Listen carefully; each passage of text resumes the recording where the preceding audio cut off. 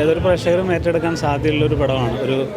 ഒരു വേനൽക്കാല ത്തിൻ്റെ ഒരു വറ്റിവരളുന്നൊരു കിണറിൻ്റെ പ്രമേയത്തിൽ പറയുന്നൊരു കഥയാണ്. അതൊരു പ്രേക്ഷകന് ഇഷ്ടമാകുന്നൊരു കഥയാണ്.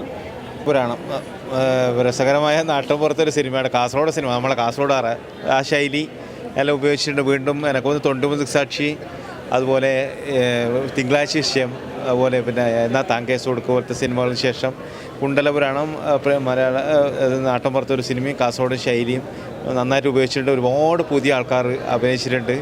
ഇന്ത്യൻ സേട്ടനാണ് പ്രധാന വേഷം ചെയ്ത്, നമ്മളൊരു ത്രൂട്ട് വേഷം ചെയ്തിട്ടുണ്ട്. അപ്പോൾ നമ്മുടെ നാട്ടിൽ നടക്കുന്ന സിനിമ നാട്ടിൽ ഒരു വേഷം ചെയ്യാൻ കഴിഞ്ഞു, ഏറെ സന്തോഷം. അതിനെ ചുറ്റിപ്പറ്റിയിട്ടുള്ളൊരു ഫിലിമും നല്ല ഫിലിമായിരുന്നു. അതിലത്തെ ഒരു ചെറിയ അംഗം കൂടിയാണ് ഞാൻ.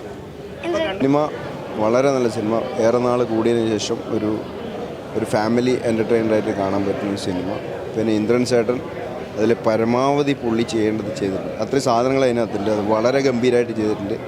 പിന്നെ ശിവാനി മോള് ഒരു കൃത്രിമത്വമൊന്നും ഇല്ലാത്ത രീതിയിൽ വളരെ ആ കുട്ടിത്തം രീതിയിൽ ചെയ്തിട്ടുണ്ട്. പിന്നെ ഒരു അച്ഛനും മോളും തമ്മിലൊരു കഥയാണ് ബേസിക്കലി. അവർ തമ്മിലുള്ള സ്നേഹവും ബന്ധങ്ങളും, പിന്നെ അതിൽ ഒരു നിഷ്കളങ്കരായ കുറേ ഗ്രാമീണർ ഒരു പച്ചയായ മനുഷ്യരുടെ കഥ പറയുന്നൊരു നല്ല സിനിമ. സന്തോഷ് അണിയിച്ചൊരുക്കി.